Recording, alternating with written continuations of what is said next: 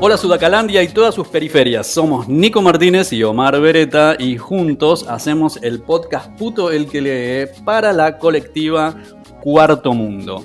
Y esta noche arrancamos con un nuevo ciclo que se va a llamar Cine Paraguayo, que es un nuevo delirio acá de mi compa, el cinéfilo intenso Nico Martínez, y nos vamos directamente a nuestros estudios centrales en Asunción. Nico, te escuchamos.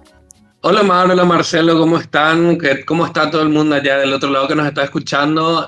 Muy entusiasmado por empezar con este ciclo de conversaciones sobre cine paraguayo y ver un poquito exactamente cuáles son esas reverberaciones que nos deja la creación audiovisual dentro de nuestro territorio. Y hoy empezamos, la verdad, con una entrada de lujo, con un broche de oro, con Marcelo Martínez, y nada más que Marcelo Martínez, y director y guionista paraguayo, en breve digo toda la bio. ¿Cómo estás, Marcelo? Muchísimas gracias, Nico. Muchísimas gracias, Omar, por la invitación. Muy feliz de estar con ustedes. Hola Marcelo, bienvenido al programa Niño Terrible del Cine Paraguayo. Estamos felices de tenerte acá y nada más nada menos que debutar con vos en esta Premier Mundial doble, que es el primer podcast sobre el ciclo de cine paraguayo que vamos a hacer y nuestro primer podcast con vos, que esperamos que sea el primero de muchos. Muchísimas gracias. Sé que empezaron, ¿verdad?, trabajando mucho más literatura y me parece que hay como cruces demasiado interesantes entre literatura y cine, sobre todo que tienen una naturaleza distinta en un país como Paraguay, que viene de años de oscuridad, de décadas de oscuridad, en las que prácticamente no hubo cine y la literatura fue lo único que nos salvó, ¿verdad? Mientras en Brasil se hacía un cinema nuevo, maravilloso, mientras en Argentina filmaban La Hora de los Hornos, filmaba Leonardo Fabio. Acá en Paraguay no había nada, ¿verdad? Hubo una película en el 78 que se llama Cerro Corá y recién después en el nuevo siglo empieza una cierta continuidad cinematográfica. No quiero restar los esfuerzos gigantes que hubo de gente como Carlos Ayer, como Hugo Gamarra, Gale Jiménez, incluso creo que filmó muy joven y después volvió a filmar después del año 2000, pero no hubo nunca una generación que pueda hacer cine. Y creo que nosotros como que somos la primera generación que está haciendo o procurando hacer de manera regular cortos, largos, documentales, etc. Marcelo Martínez, director y guionista paraguayo. Estudió comunicación en la Universidad Católica de Asunción y cine en el London Film School y en la New York Film Academy. Trabaja desde 1991 en documentales y ficciones breves que tienen a Paraguay como eje. Sus trabajos documentales para televisión incluyen Los Paraguayos y Diario Guaraní, basado en los cuadernos del sacerdote jesuita Bartomeu Meliá. Dirigió el musical Paraguay según Agustín Barrios. Investiga la relación cine-literatura a partir de adaptaciones de autores paraguayos. Dirigió Caray Norte en el 2009, basado en un cuento corto de Carlos Villagra Marsal. Calle Última en el 2011, que es el resultado de un año de trabajo con niños, niñas y adolescentes en situación de calle. El Baldío, en el 2013, está basado en un cuento de Augusto Roabasto. Escribió y dirigió La Voz Perdida, que captura el trauma de la masacre de Curubatu.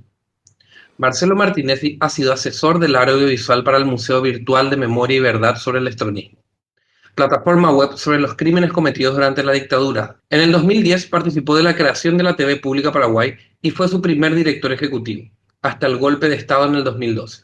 Posteriormente, dirigió durante un año la red de televisoras públicas de TAL, Televisión América Latina. En el 2013 fue seleccionado por la Residence de la Cine Foundation del Festival de Cannes para el desarrollo de su primer guión de largometraje, Las Herederas, en el 2018, que recibió múltiples y prestigiosos galardones a lo largo de todo el globo.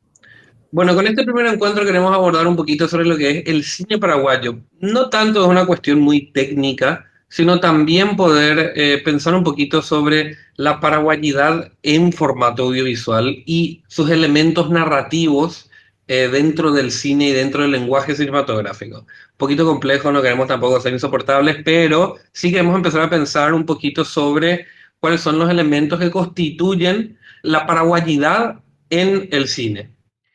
Me parece que Marcelo Martinezzi es un invitado de lujo para poder hablar de esto. Y por eso quería empezar haciéndote algunas consultas, Marcelo, sobre algunas cosas que comentaste en una entrevista que estuvimos leyendo.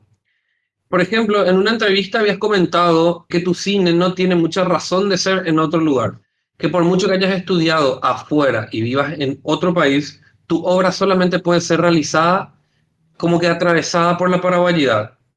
A mí lo que me interesa un poquito es preguntarte si, estando en otro lugar, ¿cómo se manifiesta este cine paraguayo aún estando afuera? Cuando estás en otro país y pensás en tus siguientes proyectos, siempre es Paraguay lo primero que se te viene a la cabeza. ¿Cómo se manifiesta esta paraguayidad aún como que estando en otro contexto, por fuera de Paraguay? Bueno, me parece que ahí me dan ganas también de hablar de la vida, no solamente del cine, porque creo que de alguna manera a mí sí puedo hablar de un momento en el que me empecé a sentir perdido, es cuando realmente migré a Londres para estudiar. Y imagínense, Inglaterra es un país que abraza hace años su literatura, que dialoga hace años literatura y cine, que tienen una raíz demasiado fuerte, cultural, y tienen de alguna forma un orgullo de quiénes son a partir de su literatura y su cine, ¿verdad? Hablemos de Gran Bretaña en general, ¿verdad? Y me pasaba que yo ahí me empecé a preguntar de dónde vengo. Ahí yo, a la pucha, estos tienen todo esto, y de alguna manera yo empecé a mirar hacia Paraguay y dije, qué poco que sé de mi país. Yo siempre cuento que mi papá tenía 10 años cuando empezó la dictadura de Stroessner, yo tenía 16 cuando esa dictadura terminó. Entonces estamos hablando de más de una generación en la que la educación sufrió muchísimo. Yo me formé, creo que en un país bastante desprovisto de herramientas mínimas para poder realmente construir esa paraguayidad de la que hablas. Me crié en un país muy nacionalista, en un país muy ignorante y en un país donde realmente no existía un deseo de poder reflexionar acerca de paraguayidad. Porque paraguayidad es muchas cosas y nosotros como que nos quedamos con la imagen que adoro, que me parece importantísima, de la mujer de trenza florida, del cántaro, del folclore, de la música, de la galopera, o sea, es una parte muy fuerte de nuestra identidad. Pero lo único que creo es que los que tenemos otras vivencias, otros intereses, también podemos ser paraguayos y tenemos derecho a tener una identidad fuera de esa identidad forzada que nos quieren inculcar hasta hoy, ¿verdad? En muchos espacios, pero evidentemente siento que en los años 80 y 90, cuando yo me fui al colegio, era todavía demasiado fuerte esa necesidad de resumir la idea de Paraguay a esas expresiones folclóricas. Y al hablar de eso podemos hablar también de resumir todo, resumir nuestra identidad. Ahí podemos hablar de nuestra identidad sexual, incluso podemos hablar de una cuestión de que la forma de anular las diferencias permeaba mucho más allá, ¿verdad? De solamente la vida cultural o de solamente la música o de solamente la sexualidad. Y me perdí un poco después de la pregunta que era cómo uno siente Paraguay cuando uno está afuera. Y evidentemente creo que esa ausencia, eso que me sucedió a mí de sentir que había como un gran vacío, eso de mirar así de dónde venís, pero casi físicamente, ¿verdad? De girar y decir a la pucha, ¿qué yo estoy trayendo? Me sentí muy desprovisto de herramientas y empecé como un loco a pedir que me manden libros de Paraguay, a llevar libros de Paraguay a Londres.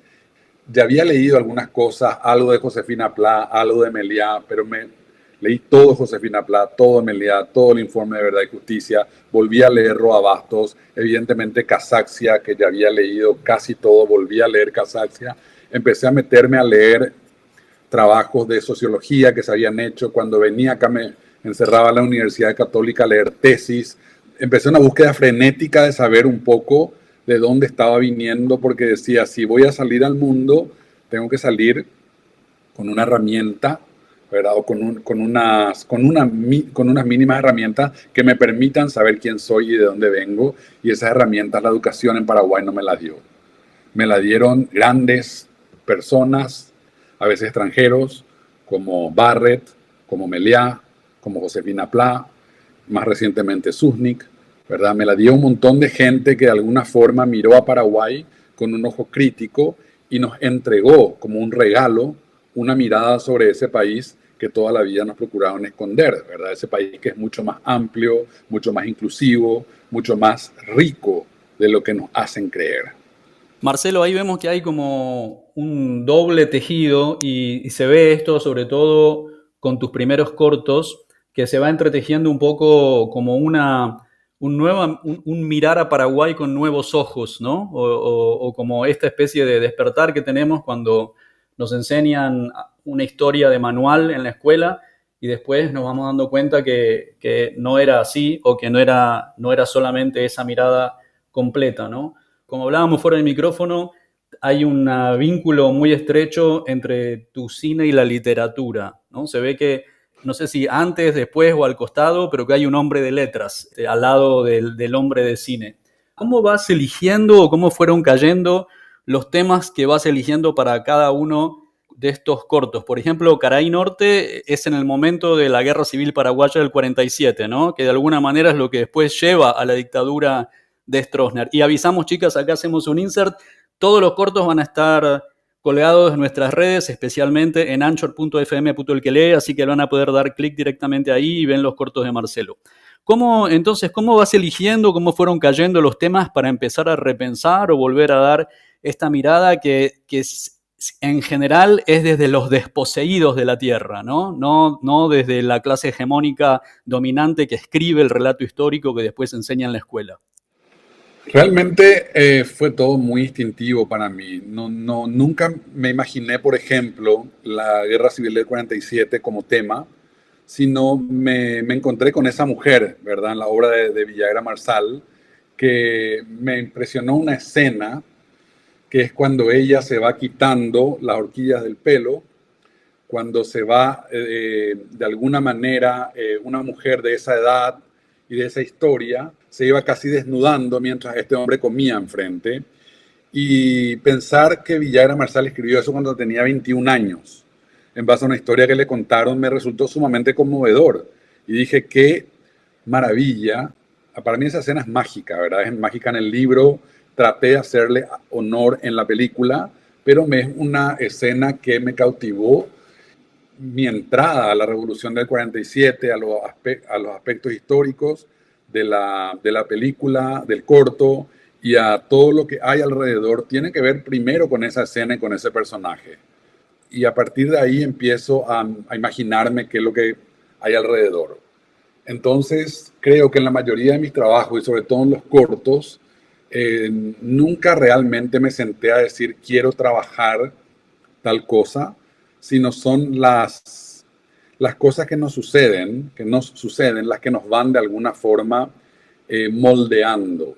A veces uno lee algo, presencia algo, ve algo, eso le conmueve y de alguna forma empieza a darse cuenta que por ahí puede aprender algo. Yo nunca me meto a un proyecto queriendo contar, plasmar o retratar algo. Yo solamente hago películas para poder aprender. O sea, busco un tema que me interese hurgar y es como meterse a una habitación oscura y empezar a tocar las cosas y empezar a construir una historia. Realmente nunca por eso hago storyboards, porque el storyboard te obliga de alguna forma a ver ya la película de antemano. Y por suerte mi equipo de trabajo me acompaña en esa forma de trabajo, llegamos al set a descubrir. Nos vamos munidos de un montón de trabajo anterior, de una investigación, de fotografías, de pruebas, de un montón de cosas, pero nunca tenemos la certeza de lo que vamos a filmar o de la forma en la que vamos a filmar. Y yo también trato de hacer guiones que estén un poco abiertos hacia algún lugar, que se permitan moldear por el camino, porque me interesa lo que pasa en el rodaje. Lo que pasa en el rodaje yo tengo a veces 2 años, ahora en los largos 2 años, 3 años, a veces 4 de escritura. Solitario, alguna persona te da un feedback acerca de un trabajo, pero después te encontrás durante 3 meses con 50 personas llevando eso a la pantalla. Y eso es mucho más interesante que mis 3 años de soledad escribiendo. Eso tiene impresiones, tiene miradas, tiene atmósferas, olores, tiene un montón de cosas. Y sería muy tonto de mi parte decir, no, yo me imaginé así y vayamos solamente así. Me imagino que hay genios en el cine que lo hacen de esa manera, que ya perciben todo antes y que de alguna manera tratan de que esa fuerza expresiva que sienten en un momento anterior pueda retratarse en el cine. No es mi caso. Yo construyo con el colectivo, con el equipo, teniendo una investigación, teniendo una claridad hacia dónde creemos que puede ir una historia, pero siempre permitiéndonos algo que llamamos los accidentes. Finalmente, en ninguno de mis trabajos, ninguno de mis trabajos está carente de accidentes. Me parece que eso es lo más rico, porque sería muy aburrido saber antes la película. No me va a dar ni siquiera ganas de filmar. Marcelo, detengámonos un momento en esa escena a la que te referiste de Caraí Norte, que es de una belleza y de una intimidad increíble. Yo cuando estaba mirando el corto la primera vez, bueno, primero llega este hombre y se encuentra con esta mujer, que es una señora mayor, una viejita, y ella cuenta que le han robado y él pregunta, te tocaron, ¿no? Como instalando la posibilidad de que ella haya tenido una instancia sexual, digamos, si fue violada o lo que fuere, como habilitando la posibilidad de que esta mujer puede ser sujeto de deseo, ¿no? Y después, cuando ella le sirve la comida, empieza esta imagen que vos señalás, que es muy conmovedora, que empieza a sacarse las horquillas del pelo y empieza a hacerse la trenza. Y yo, que no había leído el texto de Villagrán Marsal antes de ver tu corto, yo, ¿qué va a hacer? ¿Lo va a matar con las horquillas? No, se está poniendo linda para él. ¿Qué es lo que está como que entre dos personajes que habitualmente en la función paradigmática, digamos, de lo que son los roles de los personajes a los que el cine nos tiene acostumbrado, no habría, no es una instancia de intimidad amorosa, digamos, lo primero que uno podría traer a la cabeza, ¿no? Y es alucinante esa vibración que te deja un poco en la punta de la butaca mirando lo que está pasando sin entender y sin anticipar qué es lo que va a pasar. Al mismo tiempo tiene esta perfección de la intimidad de esa escena, porque lo que parece es que estás vos cámara en mano solito con ellas o con ellos dos, ¿no? No te podés imaginar que hay otra cosa ahí sucediendo. Notas de director, ¿cómo les marcás ese milagrito de esa escena para que lleguen a actuarlo de esa manera, donde se revela tanto y al mismo tiempo queda tanto sin conocer, pero de eso mismo se trata, ¿no? Vuelvo quizá a amar un poco a la intuición realmente. Yo siento que de alguna forma, y a la intuición colectiva también, a que todos cuidan, a que todos de alguna manera protegen los momentos mágicos como ese, y a que en ese caso particular yo trataba, y es algo que siempre procuro, de que no haya demasiada intimidad entre los actores. Porque creo que cuando los actores se conocen demasiado, farrean juntos, se vuelven como parte de un mismo círculo, a mí me parece que se pierde un poquitito el misterio del otro. Y creo que en la actuación lo que más yo siento en un actor es ese misterio, ese deseo, hay algo aquí que quiero conocer y que no conozco, hay algo que me gustaría saber de vos y no sé. Y creo que el rostro, también porque siempre trabajo con actores que por ahí no tienen el ejercicio diario del cine. Me imagino que un actor que está todos los días filmando tal vez tenga herramientas para poder trabajar conociéndose muy bien con alguien, ¿verdad? Pero a mí me parece que a no ser que sean personajes que ya son por ejemplo, que la historia sea una pareja que se conoce mucho, me gusta casi siempre mantener cierta distancia en los actores porque creo que eso les da a ellos mismos un juego también por abajo de lo que está pasando, por abajo de la historia, que es interesante. Entonces, Marcelo, a partir también de todo esto que estamos hablando, me interesa mucho saber qué significa hacer cine paraguayo.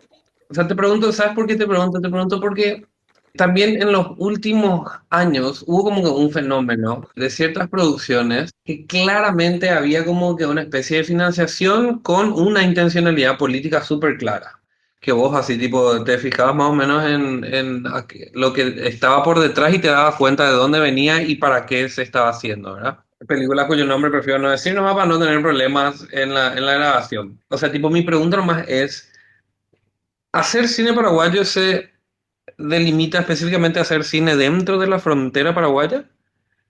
¿O que tenga un autor paraguayo? ¿De qué estamos hablando cuando hablamos de cine paraguayo? ¿Cuáles serían como que los elementos constitutivos de este cine paraguayo? ¿Se puede hacer cine en Paraguay que no sea cine paraguayo? Bueno, ahí tenemos que empezar a pensar un poco si usamos o no la palabra paraguayo. O usamos la palabra cine hecho en Paraguay, o usamos la palabra cine acerca de Paraguay. Evidentemente creo que hoy hay una variedad gigante de películas. Creo que cada uno tiene su forma de contar de acuerdo a las posibilidades que le da la vida, que le da tal vez la cabeza, que le da tal vez la formación, la experiencia. O sea, es muy difícil juzgar una película cuando uno no está o no tiene la necesidad que tiene esa persona que hizo una película. En el caso que contabas recién, me refiero a cuestiones de películas que por ahí quieren sostener un discurso político. Ahora, yo creo que se siente cuando una película surge de una urgencia, que son las películas que más da gusto ver, que son las películas que más apreciamos. Esas películas que vos sentís que hay atrás una persona, un equipo que tiene una necesidad muy fuerte de, ni siquiera te quiero decir una necesidad fuerte de contar algo, sino una necesidad fuerte de salir de la realidad y recorrer ese otro camino, que aunque sea documental, aunque sea ficción, aunque sea corto o largo, ese otro camino que te permite recorrer, hacer cine. Y yo me fijo mucho en los actores. Cuando tengo la oportunidad de encontrarme con gente para un casting, a veces veo actores brillantes, muy técnicos, que digo, wow, me encantaría trabajar con esta persona. Y a veces viene un actor que por ahí tiene poca técnica, pero que está atravesando por un momento en su vida de crisis, por un momento en su vida en el que busca otra cosa. Y me parece que esos son los actores con los que al menos a mí me encanta trabajar en este país, porque este país eso me genera a mí todo el tiempo. Me genera esa sensación de inestabilidad, esa incertidumbre de no saber dónde estás parado. Entonces, si hablamos de cine paraguayo, tenemos que pensar un poco si como vos decís, si son las fronteras, si se puede hacer cine paraguayo afuera, si se puede hacer cine paraguayo, si se puede hacer cine en Paraguay que no sea paraguayo. Yo creo que todo es posible. Me da la impresión que de alguna manera en ese sentido no hay reglas. Y sobre todo que la palabra cine paraguayo es una palabra que podemos alquilar, vender, prestar, como se ha hecho con este país todo el tiempo. Y hablemos más de lo que a nosotros nos mueve como seres humanos, que evidentemente que habitamos este país y que así como antes podemos hablar de paraguayidad, podemos hablar de un montón de temas que tienen que ver con estar aquí, pero creo que esas etiquetas no nos van a servir mucho en este momento. Por eso hagamos lo que queramos con ellas y tratemos de hacer desde donde nos toca estar. Yo tengo miedo que en algún momento pase que la gente por una circunstancia política vuelva a no poder trabajar aquí cómodamente, o como ya vino pasando, que no haya medios, que no haya forma de hacer cine en Paraguay. Uno nunca sabe en este país lo que puede resultar de las urnas. Entonces me parece que tenemos que estar preparados para seguir haciendo lo que nos mueve y tener Paraguay no como una frontera, no como un territorio político, sino como un imaginario. Me parece que eso nos va a permitir sentir de una forma mucho más sincera nuestro trabajo. Vos habías mencionado un poquito sobre el cine nuevo brasilero.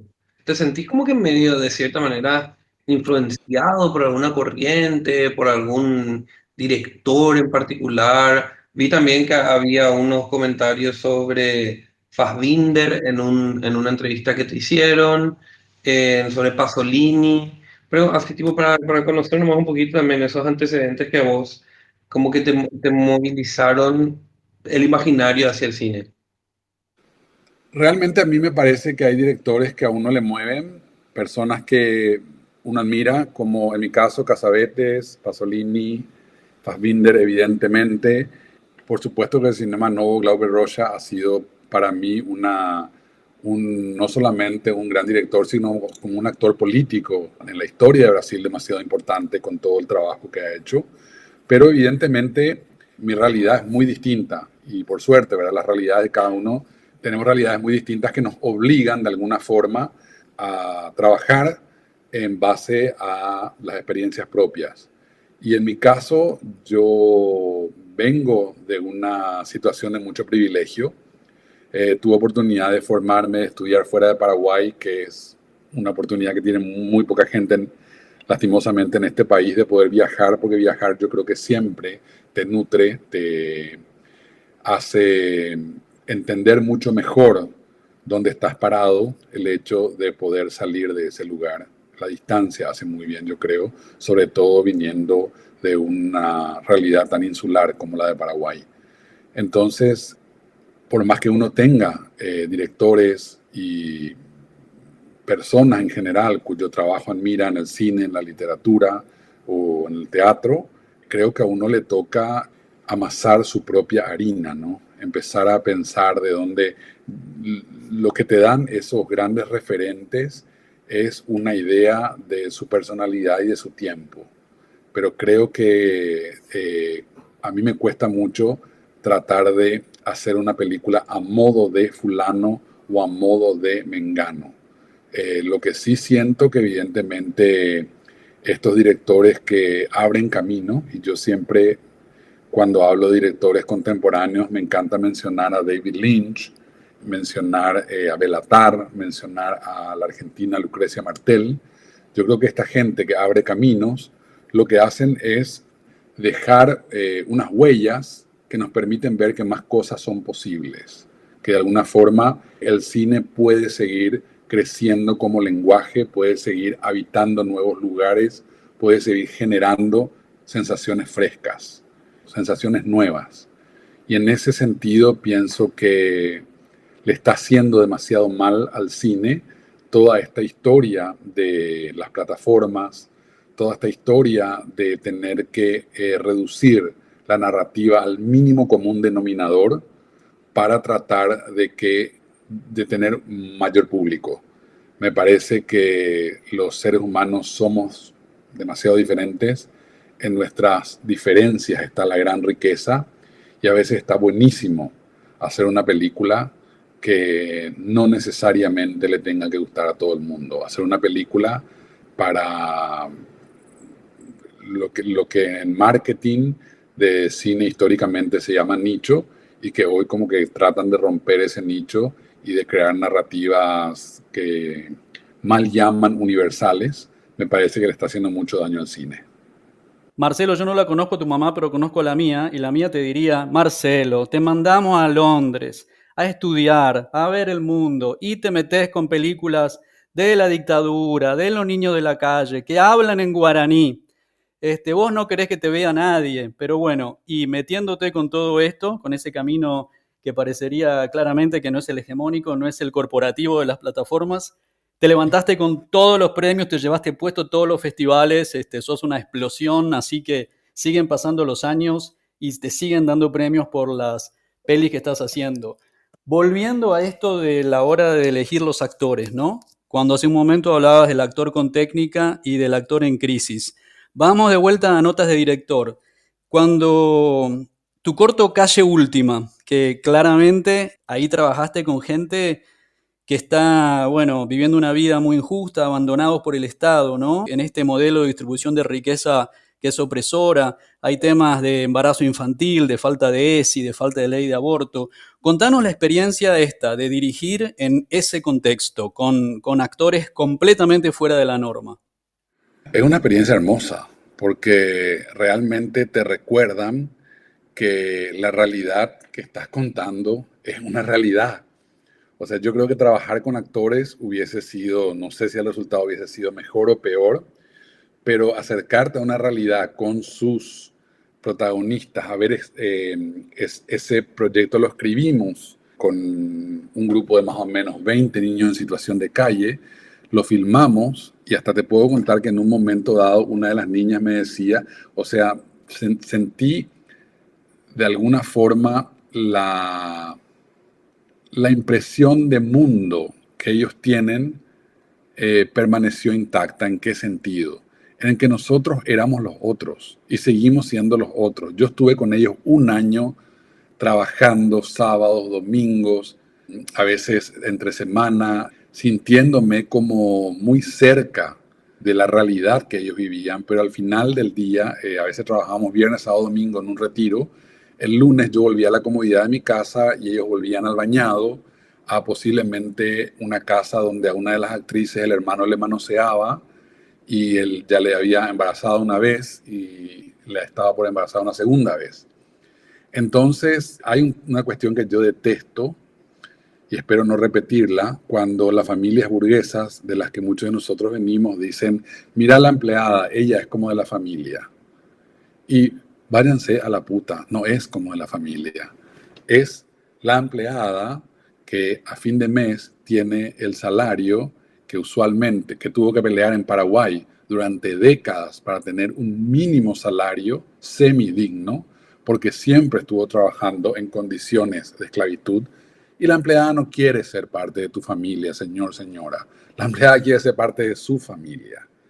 Entonces, siento que en esas experiencias en las que a mí me tocó meterme en sectores que de alguna forma viven en marginalidad, nunca pude realmente tener una familiaridad.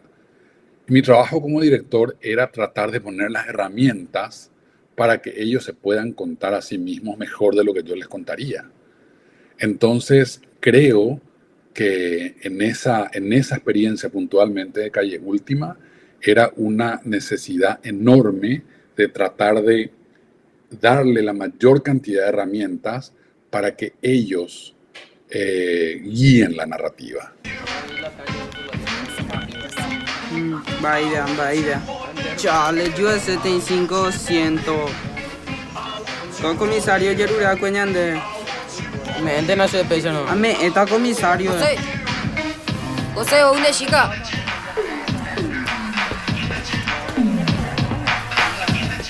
Cuando nosotros terminamos, les voy a contar nomás de las herederas. Cuando nosotros recibimos los premios en Berlín, nos dieron un reconocimiento en el Senado. Esto tiene que ver un poco más por ahí con lo que vos me contabas, tu mamá que te dice, te mandé allá, hice esto, hice lo otro. En este caso es tu país que te dice, vos estás formado porque venías a contar nuestras miserias. Y me fui a recibir este premio en el Senado con un poco de vergüenza. Muchos de mis amigos me decían, no te vayas, no te vayas. Fue la bancada del Frente Guazú la que lo propuso. Me parecía importante irme a recibirlo por una cuestión también intuitiva. Y me pasó que al hablar con ellos, recuerdo que escribí lo que iba a decir porque era un momento ahí, me parecía de mucha tensión y no quería tampoco perder esos pocos minutos que uno tiene para hablar con esos señores espantosos que nunca nos escuchan, en su mayoría, ¿verdad? Y en un momento lo único que se me ocurrió decirles era, me pregunté en estos días y noches si yo debería recibir un reconocimiento de ustedes a una trayectoria, porque soy consciente de que la mayoría de quienes aprobaron esta resolución nunca vieron un trabajo mío. Por eso necesito, antes que nada, ser sincero con ustedes y contarles que los personajes de cine que hicimos recientemente y del cine en el que creo son, por ejemplo, niñas abusadas y obligadas a parir, o mujeres que aman a mujeres, o madres de presos de Curuguatí. Seres humanos que viven, aman, sufren y luchan al margen de cualquier legislación que les entienda o les proteja en Paraguay. Yo me acuerdo, Marcelo, que me quedé de cara cuando creo que en Twitter vi tu discurso ahí en el Parlamento cuando te daban el premio, porque ahí sobre el estreno de Las Herederas fue que el ministro de Educación, Riera, del Partido Colorado, dijo que iba a quemar los libros de educación sexual y se estaba viviendo un momento realmente muy horrible, ¿no? De quizás como del mayor atraso en todo lo que tenga que ver con la expansión de los derechos hacia las personas que más lo necesitan. Así que esta encrucijada en la que se encontró el Parlamento de tener que hacerte un reconocimiento porque, claro, habían ganado en Berlín y es como que llevaste el cine paraguayo al mundo, pero al mismo tiempo con temas que a ellos les resultan, preferirían que nunca se hubiera hablado de ese tema, ¿no? Nos imaginamos que habrá sido un momento de mucha duda y de mucha tensión. Pero bueno, desde el otro lado, desde acá te decimos que eso, bueno, tu discurso circuló muchísimo, se vio un montón y dio mucho que hablar. Y creo que eso de habilitar instancias de diálogo sobre lo que pasa es algo de lo que tenemos que hacer y no seguir barriendo bajo la alfombra, ¿no? Como a veces muchas de estas familias de clase media, del establishment, prefieren hacer con todos sus aspectos, no solamente los políticos. Me acuerdo cuando pasó lo de que iban a premiar, me acuerdo cuando se anunció que le iban a premiar y yo pensé, pero esta gente ni en pedo vio esta película, no tiene la más mínima idea de qué se trata. Este fue el evento en donde sale esta Blanca Fonseca a gritar, ¿verdad? Este Zulma fue... Gómez, sí, Zulma No, Gómez. sí, perdón. Hoy difunta, sí. Hubo una sesión que fue también un desastre porque el primero levantaban, después se acordaron que tenían que premiar o entregar el reconocimiento a la película Las Herederas y a los participantes de la película, y que se generó todo un debate. ¿Por qué? Porque en un momento dado la senadora Zulma Gómez expresó su opinión, ¿verdad?, con referencia a lo que siente por la gente que hizo eso, y se desubicó, sí, se desubicó realmente porque no era el lugar. Tenemos nosotros lo que pasaba, y esto generaba el debate del insulto a las herederas y también al grupo que formaba parte de actores. No, de no a esta, las herederas, sino que la cultura, al cine, al arte nacional, a eso se lo está insultando. Pero también se refería a las personas también. ¿Qué pasaba? Vamos a escuchar un poquito el audio. Invitamos a los colegas, senadores, senadoras.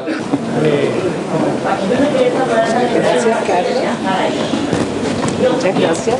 Atenta con la familia, Ana, a partir. Gracias.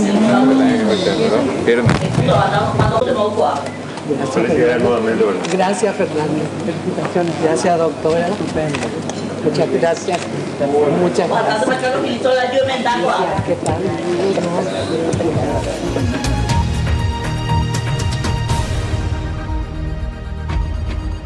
Fue todo un episodio, fue así tipo muy humillante a nivel internacional también lo que hicieron, pero bueno, ellos están más que acostumbrados. Para toda la oyencia estamos hablando de la película de Marcelo Martinez y Las Herederas, que ganó todos los premios que te puedas imaginar. Decime uno y te digo que se lo ganó.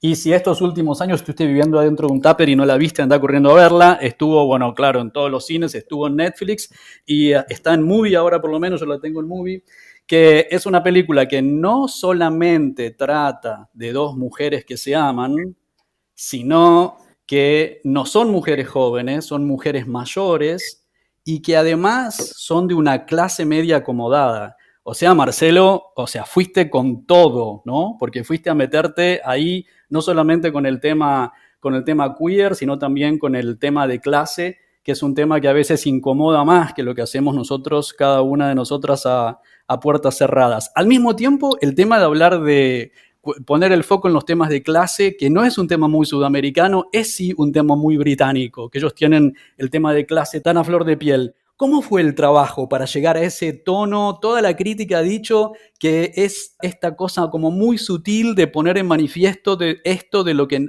todo el mundo preferiría no hablar, especialmente ese círculo. Yo no me olvido ese momento maravilloso donde una de las dos está presa y la otra dice se fue a Punta del Este, ¿no? Bueno, ¿cómo fue trabajar ese guión que es tan bárbaro, tan genial, que además, como si esto fuera poco, se llevó el premio de la Real Academia Española bianual a Mejor Guión?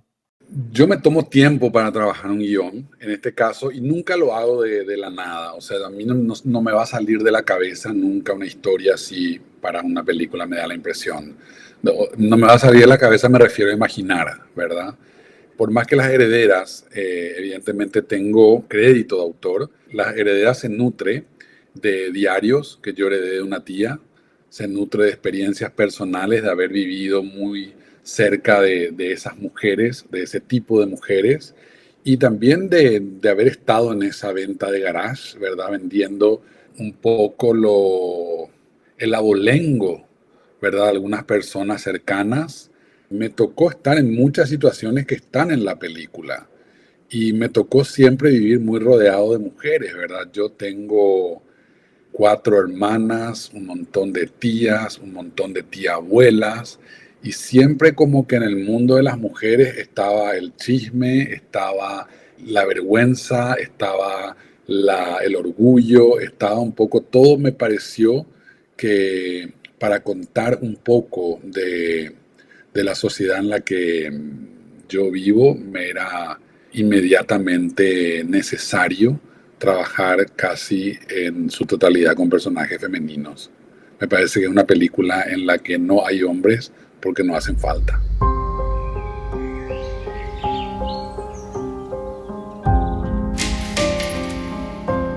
Pero esta es una deuda. Acá dice estafa. Decime, ¿algo de tu familia que se haya vendido? O sea, hasta el auto que me regaló mi papá está a la venta.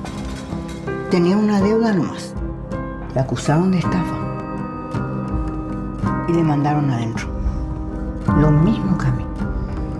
Chiqui, ¿por cuánto tiempo? Es súper importante también esto que estuviste comentando, Marcelo, que tiene que ver con la construcción narrativa de esa, de una perspectiva de una clase que desde la humillación muchas veces puede llegar a esconder una cantidad de cosas que terminan siendo como que algo muy latente que al fin y al cabo se termina percibiendo a nivel social con mucha explicitud. Yo veo que muchas veces construir cine tiene que ver un poquito con enhebrar pedazos de la historia de una nación o de un pueblo, etcétera, etcétera. Entonces, por eso quería hablar un poquito contigo sobre lo que es la ley de cine y qué significa tener una ley de cine. Y en especial también un poquito sobre cuál es el vínculo de los pueblos con su cine. Hoy, por ejemplo, tenemos como que en referencias internacionales tenemos mucho que tiene que ver con el tercer cine en Argentina, o el cine non en Brasil que estuvimos hablando.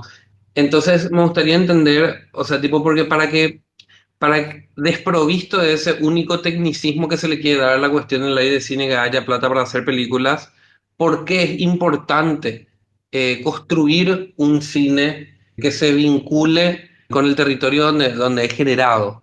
Lo que pasa es que estamos hablando de una sociedad que está desprovista de todo, ¿verdad? De un país al que se le saqueó todo, empezando por sus grandes pensadores, la gente que podía reflexionar acerca de Paraguay, fue echada de este país. Históricamente tenemos una responsabilidad con el cine, con el teatro, con la literatura, con la música. ¿Qué nos pasó? Que la mayor cantidad de música paraguaya que vive en el tiempo se compuso fuera de Paraguay. La literatura que admiramos, no digo que no haya habido en Paraguay músico de literatura, pero Roa Bastos, Casaxia construyen prácticamente toda su obra desde el exilio. Eric Campos Cervera, Un puñado de tierra. Me parece que de alguna forma este país tiene una deuda gigante consigo mismo, por decirte así, porque creo que finalmente el haberle dejado a la gente sin la posibilidad de pensar desde Paraguay es también algo que la misma estructura del poder que expulsó a gente se perdieron sus hijos, se perdieron sus seres queridos de crecer en un país que se piensa a sí mismo y que reflexiona sobre, podemos ir al comienzo de esta entrevista, sobre la paraguayidad, pero que reflexiona también sobre el mundo desde aquí.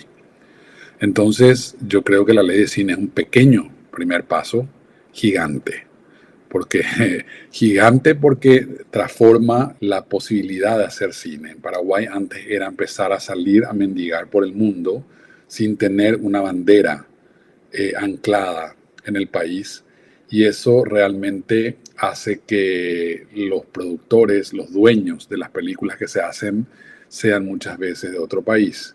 Y creo que en este caso el hecho de tener una ley de cine que idealmente esté combinada con un montón de otros componentes, como una buena escuela pública de formación cinematográfica, como una buena cinemateca de conservación del acervo, Creo que a partir de que nos empecemos a dar cuenta del valor grande que tiene esto para todos nosotros, yo creo que de alguna forma vamos a empezar a darnos cuenta también de todo lo que perdimos en todos estos años.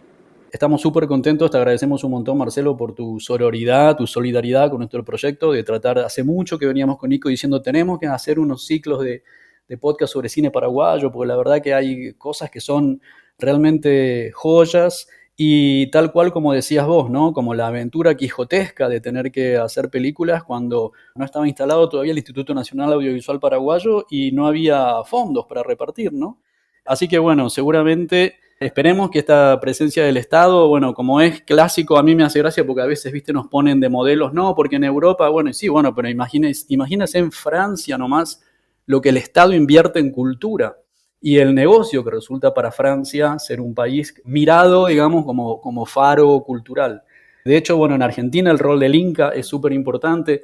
Esperemos que con el acceso a nuevos fondos se termine de revelar toda esta cantidad de talento que hay para contar estas historias y que, como decías vos también en el discurso de aceptación del premio de la Real Academia, ahora por el premio al mejor guión de Las Herederas, esta cuestión de no ser cooptado por las grandes corporaciones que vienen a meter dentro del algoritmo las historias nuestras y las pasteurizan de alguna manera para que sean digeribles en toda la lengua y que tratan de que no sean tan particulares, ¿no? O tan regionales. Así que bueno, nada, te agradecemos un montón y esperamos que esto dé lugar a un fermento del cual vos sos un jugador insoslayable, para que haya más gente que pueda seguir en este camino y se siga expresando el cine paraguayo en el mundo. No, yo sí que les agradezco muchísimo a ustedes realmente por lo que están haciendo, por estar trabajando y por estar ustedes desde ese lugar también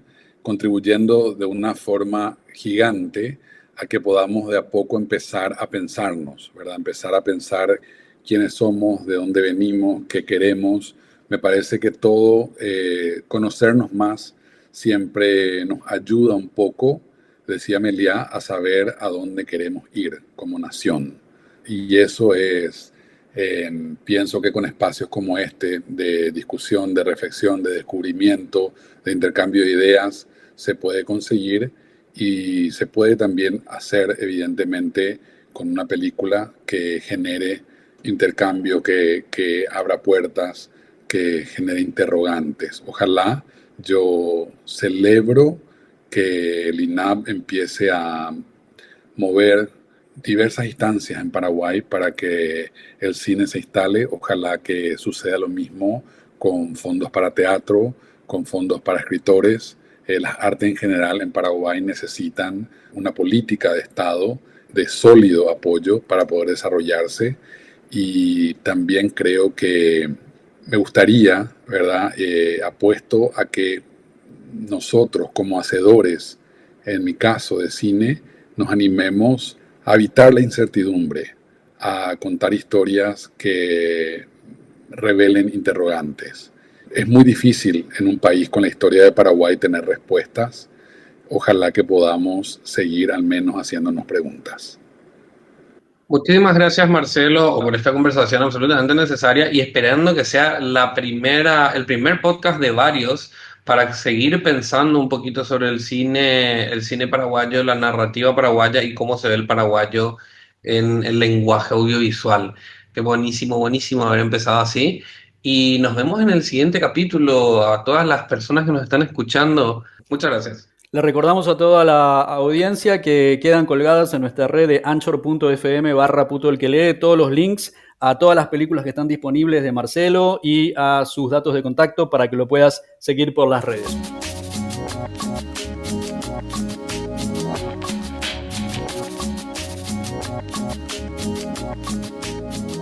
Vamos a terminar. Somos Nico Martínez y Omar Beretta, y este es un podcast del colectivo Cuarto Mundo. Seguinos en Facebook y Twitter, @putoelquelee108. Y en Instagram, @censurado108. La cortina musical de nuestro programa es el tema Zona Roja de Mnesis. Agradecemos especialmente a Octavio Linares, responsable de nuestra tecnología en sonido. A Nico Granada y al equipo del Surtidor por la edición. para toda Sudamérica. Educación sexual integral y laica. Hasta la próxima.